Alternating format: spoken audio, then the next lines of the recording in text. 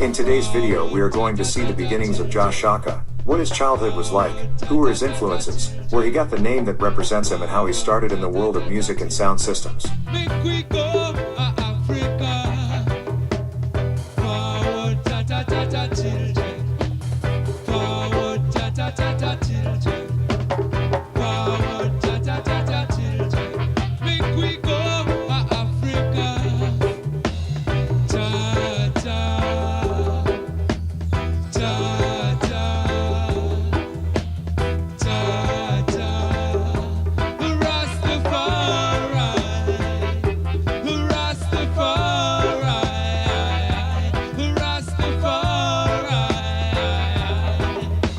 Jah Shaka, also known as Zulu Warrior, is considered by the vast majority to be the most influential artist of all time in the sound system movement, being the greatest influence of all the great sound systems that prevail today, as well as other musical styles like jungle or drum and bass or even punk music.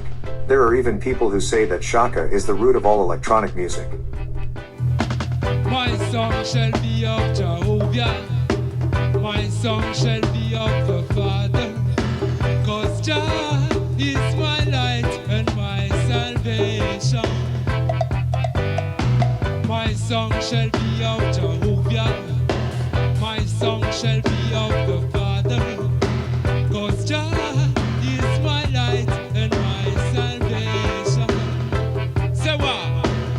Forward, ta-ta-ta-ta, children. Forward, ta-ta-ta-ta, children. Forward, ta-ta-ta-ta, children. His stage name is a combination of the term God for the Rastafarian religion, Jah, and that of the king of the Zulu tribe called Shaka Zulu, also known as the Black Napoleon.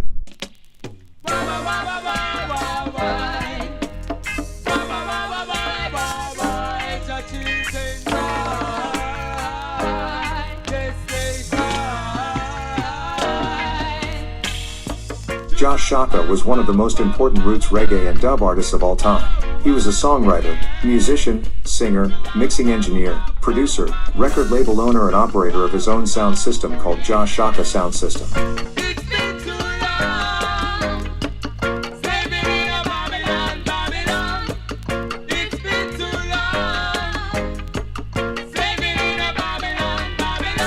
He is remembered for following his Rastafarian beliefs in the 1980s, while other sound systems follow the Jamaican dancehall trend.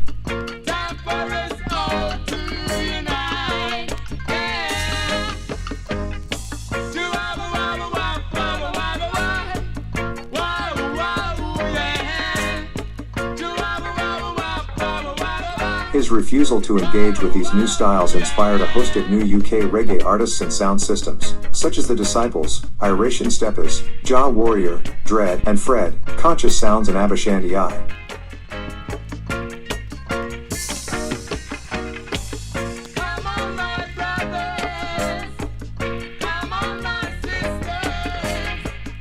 He created his own style, combining Rasta ideology and the roots reggae sound with experimental dub that incorporated electronic elements such as siren and snare without losing its roots essence. Jah Shaka's productions of the 80s and 90s kept roots reggae alive, and he worked with reggae legends such as Johnny Clark, Horace Andy Willie Williams, Twinkle Brothers, and Max Romeo.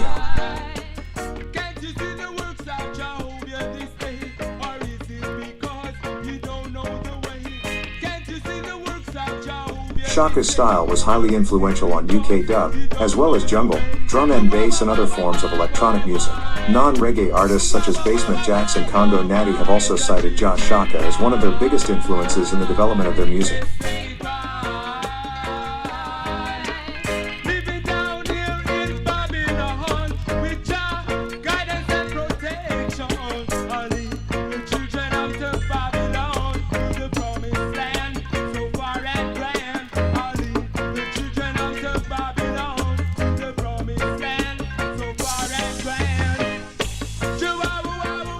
Shaka's real name is Powell Nevereux. He was born on May 28, 1954 in Clarendon Parish, Jamaica, an area that has produced numerous roots reggae stars, such as Barrington Levy and Freddie McGregor. At the age of 6 he moved with his parents to southeast London.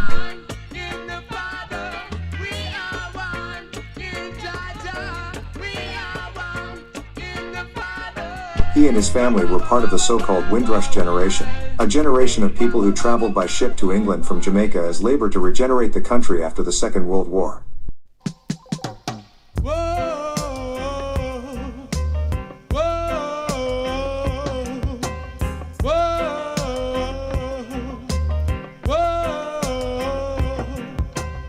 You are a lion, you. That's why I show you the truth. You are a lion, you. That's why I show you the truth.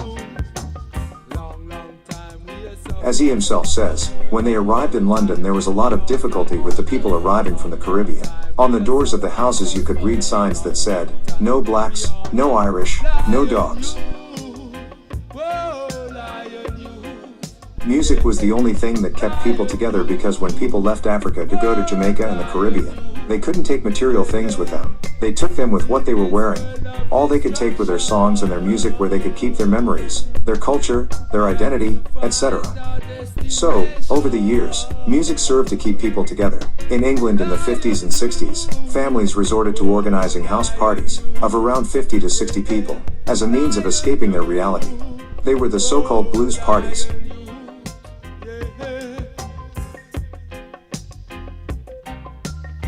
This kept people together and allowed families to meet other families, which was very important at the time because people were so spread out across the city and country.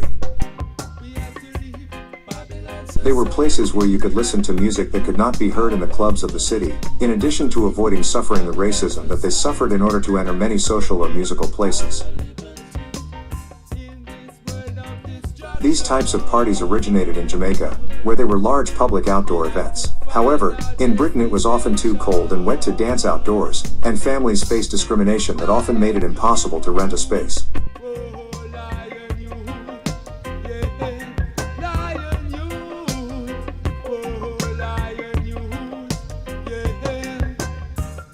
Therefore, blues parties in Britain were held in people's homes. These parties took place mainly throughout the Lewisham district, the neighborhood where Shaka and his family had just arrived.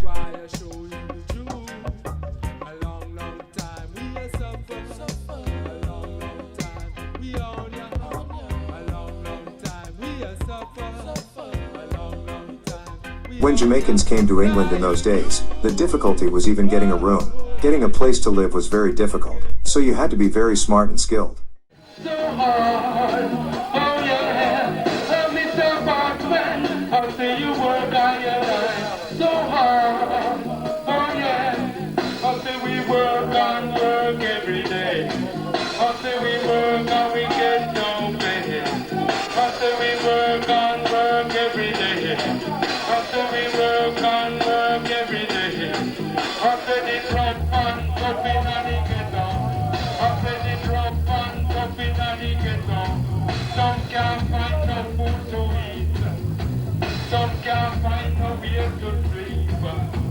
Some can't find no food to eat. Some can't find no way to sleep. Shaka also says that it was not easy for him to go to school either, where he was one of the few Jamaican children there. Also, those kids were quite racist and used to say things to him and pick on him.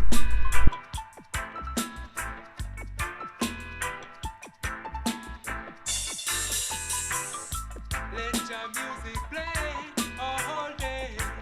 Let it play, let it play. Let your music play all day. Let it play, let it play. He went to Samuel Pepys School in Brockley and that was where he had his first experience with show business.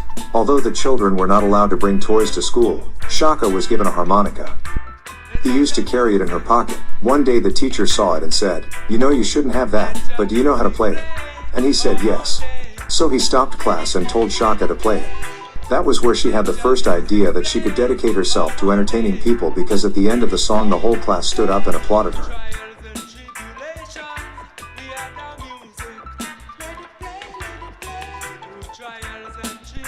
From a very young age, I played as a musician. I played instruments. Since school I played the drums. I played the guitar. I played the keyboards. Also, our parents went to church, and in England many churches had bands with choirs. There I also learned to sing. I was raised practically in the church. My parents were devout Christians, and because of this I had a great knowledge about the Bible. In fact, one of the churches in southeast London was formed in my mother's house. At first, they used to bring instruments to church, and there we would hang out playing the instruments and singing like it was a game. So that's where I started playing and discovering music. But I realized that I would never be able to play the music that I liked. I was too young. So I thought that the best thing I could do was start buying vinyl and build my own collection.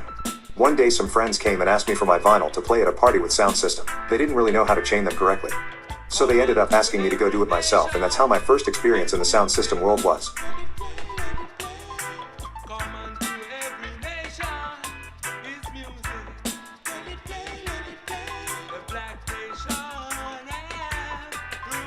In those years there was a sound system called Freddie Cloudburst in southeast London, in Lewisham, which was very close to where I lived. The Lewisham district was one of the nerve centers of sound system culture in all of England.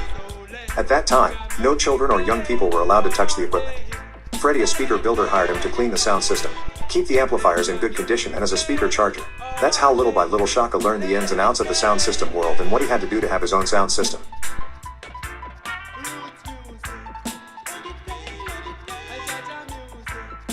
One day Freddie granted him the opportunity to play records. He told her, "Play some records." The crowd at that time were elderly people.